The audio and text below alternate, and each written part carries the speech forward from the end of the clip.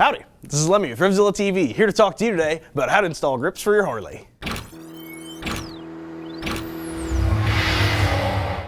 A fresh set of grips on your bike is a great way to make it feel young again. It really is an easy task, but I know it can be daunting to a lot of riders. Now, depending on what kind of bike it is that you're working with, should be pretty easy for most of you. It's either going to be a difficult 1 on our BSD or beard scale of difficulty, or perhaps an easy 2, again, depending on what you're installing, what you're taking off, and what kind of bike you have. Now we're going to be using 2 bikes here. We're going to be using our Sportster, and later on here we're also going to be using our Street Glide, because we want to show you a couple different types of installations. These are going to serve, as they often do, as our representative motorcycles. So we're going to show you common grip removal and installation scenarios on bikes that we're likely to encounter. The first thing we're going to consider on this particular bike is what we're taking off the motorcycle. The second thing we want to think about is what we're going to be putting back on the motorcycle. And the third thing you want to have in mind is what kind of bike it is that you're working on. So as far as removal of the grips, rubber grips like you can see we have on here usually are fairly easy to remove. As far as the installation process is concerned, you may have a little more work to do if you're going to use, say, an integral throttle grip. We'll explain what those are in just a little bit. The final piece of that puzzle is, again, what it is that you're working on. You can see here this Sportster is a cable throttle equipped bike, but the Street Glide we're going to work on later is a fly-by-wire model. We'll go into that in a little bit of detail as well. Now, with respect to removal, there's a couple different ways to skin this cat. Some folks, if they have access to compressed air, will sort of peel the grip back just a little bit here and put a blowgun nozzle between the grip and the throttle tube or the bar. And that resulting cushion of air can make it easy to kind of walk the grip off of either the throttle tube or the handlebar, depending on what side you're working on. Now, if you don't have a compressor, you're not hosed. Some other people will take WD-40 or perhaps some brake clean and sneak something underneath here to serve as either a lubricant or to perhaps help dissolve some of the adhesive that may be keeping that grip locked on there. Now, these are great ways to get your grip off if you're concerned about destroying your grip or you're worried that you might reuse them. Again, that's just for a rubber grip. What I'm going to do is use my razor blade. The razor blade is a very easy but destructive way to get a grip off. I'm going to wind up grabbing this thing, opening her up, and slicing very softly down till I feel the plastic of the throttle tube. As you can see here, I'm just going to get through a little bit, being careful not to nick anything. And as I come right through here, you're going to see the top of this grip start to open up just a little bit. Again, softly probe, and you're going to wind up seeing that grip split right apart. And from there, it'll pop right off. After that, what we're going to do is reinstall some grips. So we can chuck this. And with our new grips, we're going to take it out of the box, and one of the things you definitely want to keep an eyeball on is which grip you're installing. Even though these look exactly the same, you'll notice there's different diameter holes in here. Those different holes are there for a reason. This side of the bar is just a little bit fatter with the addition of this throttle tube here. This side is just metal handlebars, but over here you've got the larger diameter of the throttle tube to contend with. So you're going to want to make sure that you take the larger grip when you go to do your install on the throttle side of the motorcycle. Now, with respect to installing the throttle side grip, one of the things you have to remember is that because this is rubber, it's going to stick against the plastic of the throttle tube, and any resultant rubber you may actually see adhering to the throttle tube. So there's 2 schools of thoughts on how to deal with this. You can either use an adhesive or you can use a lubricant. Adhesives typically are going to be stuff like hairspray, or I've seen people use spray paint. There's also specially made grip glue you can use. The other side of the pond, which is where I come from, is people who use a lubricant, something that's going to act slippery until it dries up. And there's a couple things you can use there too. I've used soapy water in the past with pretty good success, and lately I found that isopropyl alcohol works pretty nicely. So I'll typically raid some of this stuff from my wife's medicine cabinet, fill up the grip, making sure you block off any holes at the end of the grip if you have one, and give it a shake to spread that stuff throughout the inside of the grip. When you're done doing that, you can pour it over your throttle tube to get that thing good and wet, and then from there, we're going to work quickly and get that grip right onto this throttle tube. Now, you may have to wrestle it just a little bit. That happens. You're going to want to be careful to get this thing on there without stretching or marring the grip. It's easy to do so, especially the rubber grip. So work quickly, but work gently. There's no point beating up the grip if it winds up not working out well. So you can see here, as I get closer to the end, I'm not going to be so rough on the grip because I don't want to tear through. Once you've got this grip on there, again, pay close attention before your adhesive or lubricant dries up. Just make sure this is oriented correctly. Now, this particular grip doesn't really have too much to it. Doesn't look very strange. However, there are some grip designs that can look kind of funky if they wind up drying up in a way that's twisted or perhaps distorted a little bit. So just pay close attention to that. You'll also see some folks who will install a grip and then whack the end of it to set it. Avoid that urge. Don't do it. It turns the end of your handlebar into a cookie cutter. I can't tell you how many times I've seen someone put on a set of rubber grips, they whack the end of the bar, and a perfectly shaped little rubber round cookie falls out of the end of the bar. They've taken a brand new set of grips and reduced them to rubbish because they whacked the end of the bar. Treat the rubber carefully. There's a reason that these things are soft and rubber, but you do have to go ahead and treat them with a little bit of respect. We're going to go to the clutch side of the bike now, and the process really is very similar. We're going to use a razor, slice off the old grip, lubricate the new grip with a little bit of alcohol, and work it carefully onto the bar, again, protecting the end of the grip and also making sure that we have our rubber pattern looking good on the motorcycle. You're probably going to be tempted to jump on your motorcycle, sink your paws into those new squishy grips, and go take her for a rip. Please fight that urge. If you used an adhesive, that stuff needs time to set up and dry, and if you used a lubricating product like isopropyl alcohol, that needs time to either evaporate or kind of set up and wind up drying. If you don't heed this warning, you're going to go out for a rip and you're going to twist your grips. They're going to look all funky, and you're really going to have to still wait for these things to set up anyway. So again, plan on leaving yourself a little bit of time after your installation. I'm going to take some of this time right now to go ruin some ice cream and beer.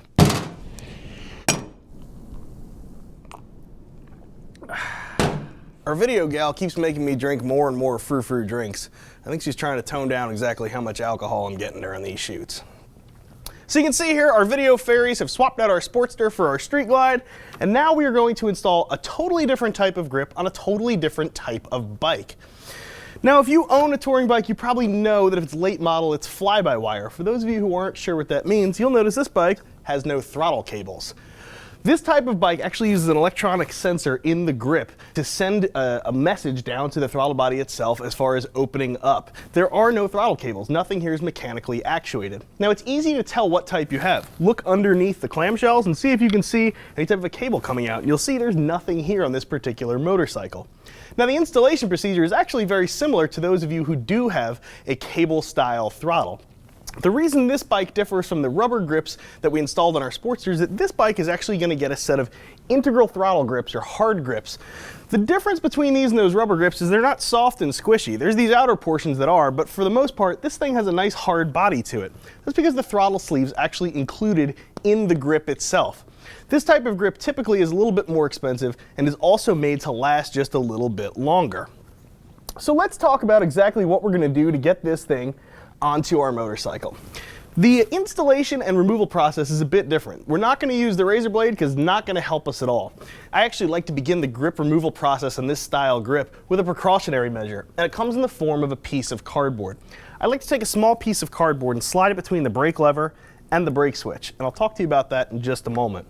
At this point, we're going to start taking the clamshell off of the bar itself, and we're just going to split it in two, and when we do that, it's going to allow us access to get the throttle tube and grip off of this particular motorcycle. So we're going to wind out this upper fastener here, making sure not to drop it. Again, use the appropriate size Torx bit on here. It's very easy to use the wrong stuff, and unfortunately, it's hard on fasteners, and it also means you're going to be dropping and losing things, breaking stuff, and possibly heading to your dealer for additional pieces. So from here, I'm going to get this last fastener out. And again, this can be kind of kludgy. I'm sure you guys can see that I'm having just a little bit of a struggle getting these things out. Again, it's fine, finicky work. Just keep your head about you and go slowly, and everything should be just fine. As you can see, I've removed both of these fasteners. I'm going to set them safely aside. Let's talk about that piece of cardboard just one more time. Now, the reason I'm putting that cardboard between the brake lever and the brake switch is because Harley brake switches are super duper fragile. They're also kind of expensive, and they're definitely a pain to install. By putting that cardboard in there, it prevents anything that's moving past each other from breaking off the end of the brake switch. Because in just a moment, you're going to see here, I'm going to start loosening up the brake perch itself. What that allows the two pieces to do is move independently of each other. And when they are moving independently of each other, the chance for breakage really does increase. So I'm going to loosen both of these Torx fasteners. Note on a lot of bikes, these are a different size than the ones on the clamshells. Keep that in mind. Now I'm not going to remove these totally. I'm just going to loosen them up enough to gain access to the innards of this particular motorcycle. From here, I can split this clamshell. Be delicate when you do this. There's lots of expensive electrical stuff in here. Soldering in clamshells is not a good time, and removing them from the motorcycle really can be a huge, huge labor trap. Be delicate. So once you separate these a little bit, you'll be able to get your grip out of here. You may have to work it out a little bit. Again, don't fight with anything, don't break anything. Just be gentle and work the grip and the throttle tube assembly slowly off the bars. Ours is finally free. So I'm going to set the clamshell back on top of here, again, letting that piece of cardboard make sure that I don't tear up the brake switch. Now you can see the fly-by-wire unit on the end of the bar here. This thing has some serrated teeth, and there's corresponding teeth inside of this grip here. You have to make sure when you reinstall things they're at the correct depth so that the teeth in the new throttle tube are going to engage the teeth on your fly-by-wire unit. There can be some variations in grip length. As you can see here, not everything is absolutely perfectly the same length. So you may wind up adjusting the location of your brake perch just a little bit, or perhaps your control box. It's perfectly common, don't be scared of it. That's why we have everything nice and loose here so we can do that. Now those of you with a cable throttle, you may be saying, hey, wait a minute, my stuff doesn't look anything at all like that. The process is actually very similar for you folks. You're going to have some barrel cables that come into your throttle when you actually have this thing on the motorcycle. You're going to have adjusted your throttle cables so they have lots and lots of slack in them, and from there you can usually use a mechanic's pick to simply slide the barrels out of the throttle. It's really just a quick extra step. Again, it can be a little bit fiddly, but most of you should be able to do it pretty easily. Let's install this new grip. Now this type of installation really is totally different than installing a rubber grip because you don't need any type of lubricant or adhesive. Because the throttle tube is going to be made of hard plastic or perhaps metal in some cases, it's going to slide really easily against the metal of the bars. And as you get to the end of the grip, you're going to want to make sure that you engage those teeth nice and carefully. Now be gentle right now. You don't want to break anything. These are all electronic, easy to damage parts, and they all are quite pricey. You're going to want to work that thing on there until you get inside the clamshell, where you can then retain it using the lip that's on the throttle tube. From here, what I'm going to do is replace some of the fasteners that I was already working on. I'm going to try and be careful when I'm doing this. These fasteners are small, they're very delicate, and you need to use the proper tool on them.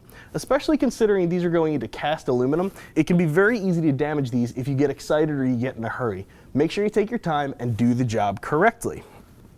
So those of you who are rocking cable throttled bikes, you really only have one additional step. You have to hook up your throttle cables again. You're going to slide your ferrules over your cable ends, and they're going to fit into the cylindrical holes that are included on your throttle tubes. It's not really that difficult to process, it's just a little bit painstaking and tedious. Sometimes if you have something like a hook pick or a transmission pick, it can help to work the small ferrules back into their homes. From there though, you're in the same boat we are. Button up your clamshell as well as your brake perch, and from there you should be set to rock and roll. Remove that little piece of cardboard that was protecting your brake switch, and then you're ready to jump over to the clutch side. Now we're off to the races on our clutch side grip. The installation of this grip really is going to be sort of a blend of the install style for a rubber grip as well as the install style we used for the throttle side integral throttle grip. We're going to wind up loosening up our fasteners for our clamshell so we can split it. We're also going to loosen the fasteners for the clutch perch. At that point, you should be able to split the clamshell, again, very, very gently, and you're going to be able to grab your razor, slicing open the grip. From that point, we're going to use the same alcohol we used on the rubber grip installation, squirt a little bit in there, and we're going to slide that grip carefully up the handlebar. Once you have it in place, you can then retain the grip lip itself with the clamshell. Again, before you lock everything down, make sure that you have the grip clocked correctly to match your throttle side grip. Once you do that, button everything back up, and most of you should be about set to ride.